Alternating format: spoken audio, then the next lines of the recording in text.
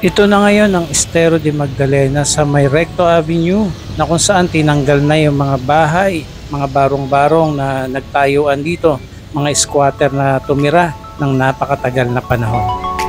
At ito pa rin ang Estero de Magdalena sa may Soler Street. Nakita naman po natin na wala na rin po mga squatter dito.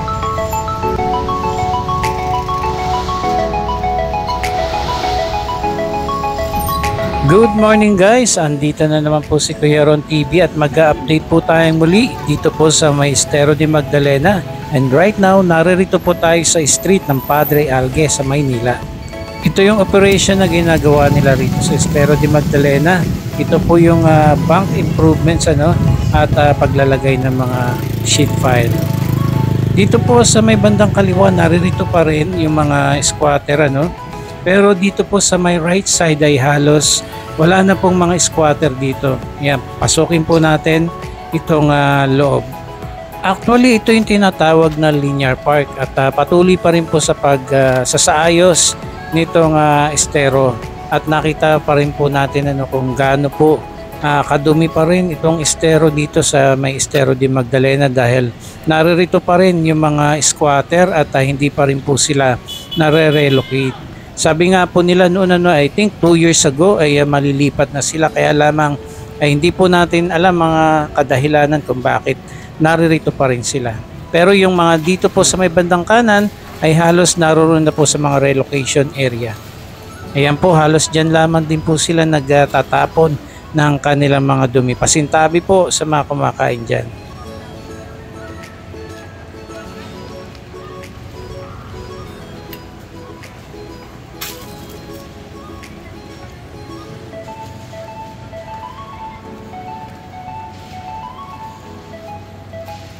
Mula dito sa may Padre Algue Street hanggang doon sa may Rectos Avenue ay halos kalahati na lang po. I think yung mga squatter na naririto ngayon, mostly naririto po sa may left side. And dito po sa ating kanan halos marami na rin po nagtatayo ang mga establishmento, mga buildings, ongoing po yung mga pag-operation po nila dyan. And po mga kababayan, nakikita nyo naman po yung mga squatter po dito.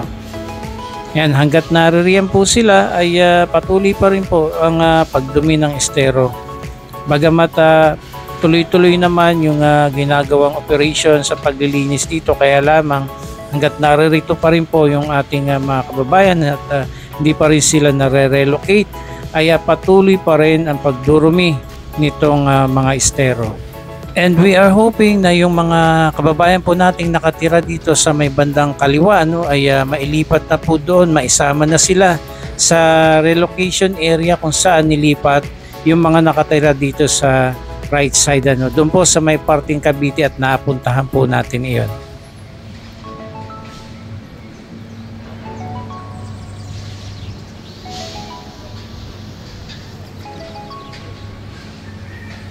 Ayan, mamaya po mapupuntahan natin doon sa may Recto Avenue, sa may kabilang kalsada nito ay natanggal na rin po yung mga kabahayan nandun, mga barong-barong, mga squatter ay na-relocate na po doon mga kababayan. So maya-maya po papakita ko po sa inyo yung parte pa rin po ng Estero de Magdalena na kung saan ay yung mga squatter nga po doon ay natanggal na at nailipat na rin po sa mga relocation area. And madadaanan din po natin yung mitigation facility na ginawa po rito, yung flood control dito po sa may Estero de Magdalena. And also halos malapit nang makumpleto yung paglalagay nila ng mga metal fence dito po sa Estero.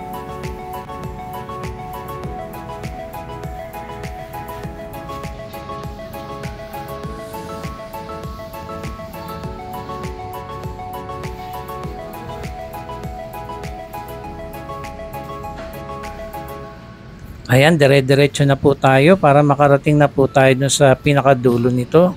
And nakikita nyo naman po mga kababayan na kahit papaano po ay naging maayos yung Estero de Magdalena, especially dito yung linear park dati ito ay punong-puno ng mga kabahayanan, mga barong-barong na tumira dito ng napakatagal na panahon at nailipat na nga po sila, na-relocate. So ayan po yung itsura, ang kulay ng tubig.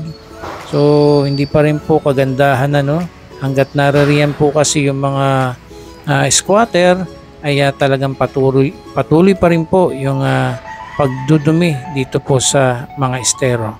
Kasi ang labas din po nitong mga katubigan na ito ay doon po sa Pasig River, hanggang doon po mapupunta sa Manila Bay. Yung proyekto ng MMDA ay nakikita naman po natin yung paglalagay po nila ng mga flood control katulad po ng naririto. Halos karamihan po dito sa Maynila ay naglalagay na po sila, nagtatayo na sila ng mga mitigation facility. Just in case na tumaas ang tubig ay meron pong sistema silang gagawin para hindi po bumaha dito po sa Kamaynilaan. So ito na po mga kababayan, yung mitigation facility na sinasabi ko. Yan, malaking tulong din po ito kasi nakokontrol po nila yung mga basura dito at na segregate po nila at nawa ay tuloy-tuloy na po yung pagganda ng tubig dito po sa mga estero.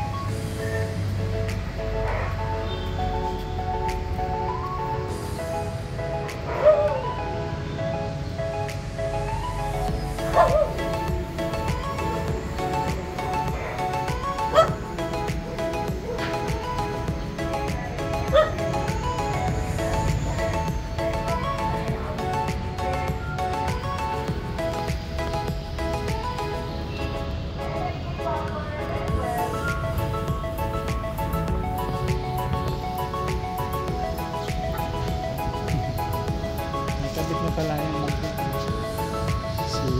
sewerage.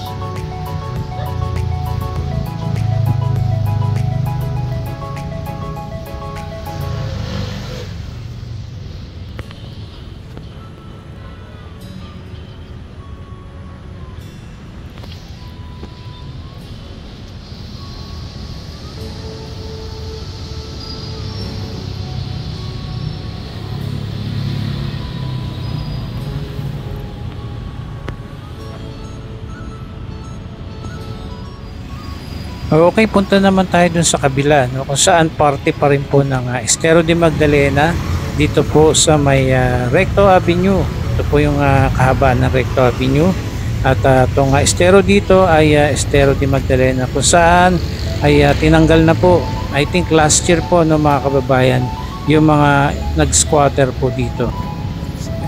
Ayan, last year nakikita pa natin dito talagang punong-puno rin po ng mga squatter dito. Ngayon po ito na, wala na po sila rito at nailipat na po sa mga relocation area. Bagamat meron pang mga barong-barong tayong natatanaw, pero sabi daw po ay private property na daw po yan. Ayan, according po sa mga tao dito nating napagtanungan. Yung dulo po nito ay Soler Street at parte pa rin po ito ng kahabaan ng Estero de Magdalena.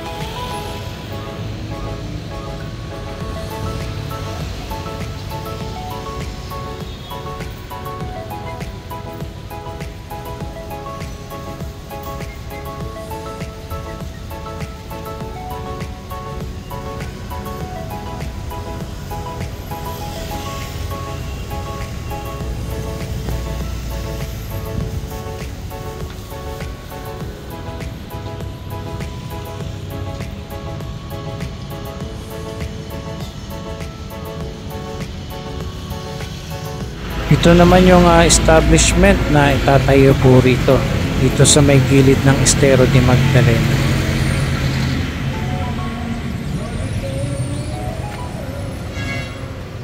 Ayan, naririto na po tayo sa may Solar Street. Ayan, na kung saan ay wala na rin po yung mga squatter dito. Ayan, kita nyo naman po mga kababayan. At nawa ay patuloy na nga umayos at lumanda ang mga estero natin dito sa Kamaynilaan. At papalabas po ito ng Pasig River hanggang makarating po ng Manila Bay. Ayan, patuloy pong mag-update si Kuya Ron dito po sa Kamaynilaan at salamat po sa patuloy na pagsuporta sa ating channel. Maraming salamat and God bless po sa ating lahat.